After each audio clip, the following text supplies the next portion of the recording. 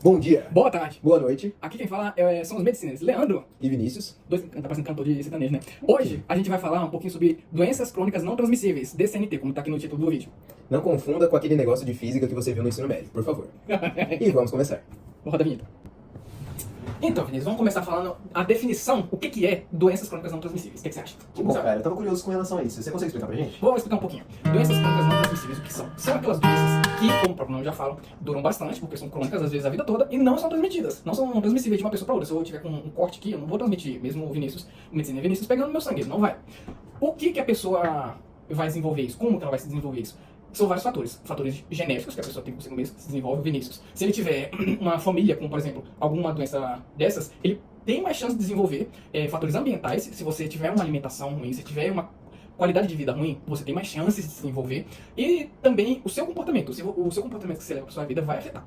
Isso também quer dizer que são doenças que podem ser prevenidas a partir do momento que você adota na sua vida bons hábitos. Isso inclui você se exercitar bem, isso inclui você se alimentar bem. Tanto que os fatores de risco correlacionados com todas essas doenças estão o sedentarismo, tabagismo, alcoolismo e obesidade. Esses são os principais. E a partir do momento que você possui eles e correlaciona também com fatores genéticos, nós podemos predispor com que essas doenças ocorram. E como disse o Leandro, muitas das vezes você vai ter que carregar ela pro resto da vida, o que torna tudo mais importante ainda. É por isso mesmo que é bom você prevenir, ou se você já tem diagnosticado há pouco tempo, trata logo desde o início, porque quanto mais ela se desenvolve, mais complicado vai ser ela tratar depois. Quanto mais ela se desenvolve, mais complicado vai ser ela tratar depois, porque ela vai ficar dando mais complicação, mais outras doenças e sua vida vai ficar horrível. Agora a gente comentou um monte, mas quais são essas doenças? Olha, os principais exemplos que nós temos são doenças cardiovasculares, nós temos doenças respiratórias, nós temos hipertensão, nós temos diabetes e nós temos o tão famigerado câncer.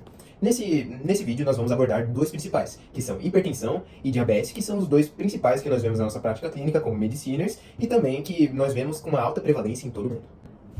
Então, Vinícius, como o título acabou de falar, a gente vai falar agora de hipertensão arterial. E o que é isso? Qual é a definição de hipertensão? Basicamente, é a pressão alta no nosso sangue. Os nossos vasos sanguíneos são como canos nas paredes, eles têm uma pressão. E se a gente colocar muita água ali, ele vai ter uma pressão maior, vai querer escapar. Isso, obviamente, nossos vasos sanguíneos é a mesma coisa. Isso faz mal pra gente, faz mal pros nossos órgãos. Causa muitas complicações no corpo todo, por exemplo, no coração, no cérebro, nos rins. E essas complicações podem até, eu sei que isso é pesado, mas podem até te matar. Então, é bom sempre tratar desde o início. E como é que a gente diagnostica? Um aparelho como esse, por exemplo. Exatamente. E você até pode ter isso. Não precisa ser um médico, como a gente vai ser, né?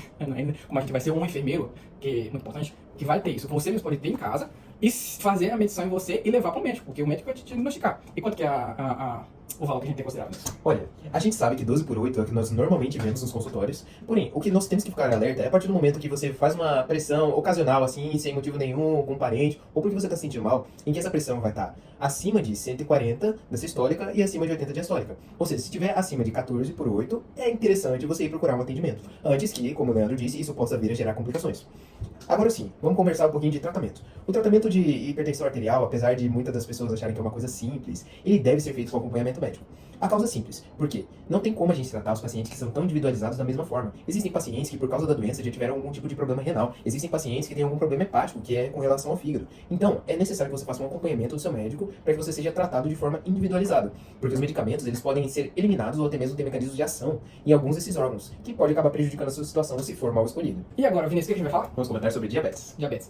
A diabetes, essa é uma doença crônica muito prevalente, muitos idosos têm. E a gente vai falar agora aqui especificamente da diabetes tipo 2, que é aquela que a pessoa desenvolve ao longo da vida, justamente muito causada pelo estilo de vida que ela leva, pela alimentação, pelos exercícios e tudo mais. E o que é diabetes? A diabetes é basicamente um nível alto de açúcar no sangue. Esse nível alto não é saudável, mesmo que a gente associe açúcar a alimento é importante para a vida, ainda assim, essa quantidade muito grande faz muito mal para as nossas células, para os nossos órgãos, causa muitas complicações. Mas aí que tá. Como é que eu vou perceber se o açúcar tá alto, né, dentro de mim, Vinícius? Como é que eu vou perceber o paciente?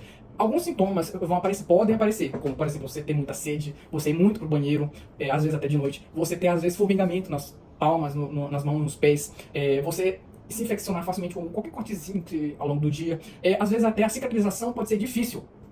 De um corte, não cicatriza, porque justamente esse nível alto de açúcar tá dificultando a cicatrização. E agora, o que a gente pode falar mais nisso? Cara, eu gostaria de comentar um pouquinho sobre como que isso acontece. A partir do momento que nós temos um nível muito grande de açúcar no nosso sangue, o nosso pâncreas, ele de alguma forma tenta compensar isso produzindo mais insulina. O fato é que o nosso pâncreas, como todo órgão do corpo, chega um momento que ele não aguenta mais trabalhar tanto. E nesse caso, é necessário com que entremos com a insulina exógena que todo mundo tem medo de utilizar, de ficar tomando aquela agulha de insulina todo dia. O negócio é que muitas pessoas têm medo de ir ao médico, descobrir se tem diabetes ou até pesquisar, porque tem medo de usar agulha. Só que, se você for antes, existe uma boa chance de você não necessitar progredir para isso. Isso só vai ocorrer se o seu pâncreas realmente não conseguir produzir mais. Então, a partir do momento que você viu, minha glicose está aumentada, não é o fim do mundo, calma. Tem como você utilizar medicamentos para diminuir essa sobrecarga para o pâncreas, dar ele um pouquinho de descanso, para ele poder voltar a funcionar. E é exatamente isso que a gente busca fazer com o rastreio. Se você viu que, de alguma forma, seu nível de açúcar sanguíneo está alto, procure um médico. Ainda dá tempo. E se não der, a gente tem tratamentos bons atualmente que não vão te fazer sofrer. Não é o final do mundo e tem como viver uma vida normal, sim. Muito embora muitos não consigam acreditar nisso. E qual é a alimentação, Vinícius, que o pessoal de casa pode evitar para evitar desenvolver diabetes? Cara, coisa simples. Evite muitos picos de açúcar. Esses alimentos industrializados acabam com o nosso corpo. E assim, isso daqui quase não tem nenhum valor nutricional. Paçoca, refrigerantes, muito sal até na dieta pode contribuir com relação a essas doenças crônicas. Então é muito importante você ter uma dieta rica em fibras, você evitar alimentos muito industrializados, que normalmente são cheios de açúcar, o que faz eles serem tão gostosos. Eu sei que é difícil, mas é exatamente isso que nos faz mal. Então vamos evitar tudo isso, evitar aqueles doces muito potentes que dão aquela euforia que isso daí significa que o açúcar não está bom. Já tem uma salivada aqui. E cuidar dos nossos hábitos alimentares e dos hábitos de vida. Isso vai fazer a diferença para a sua saúde no futuro. Muito Até obrigado. logo. Tchau, tchau.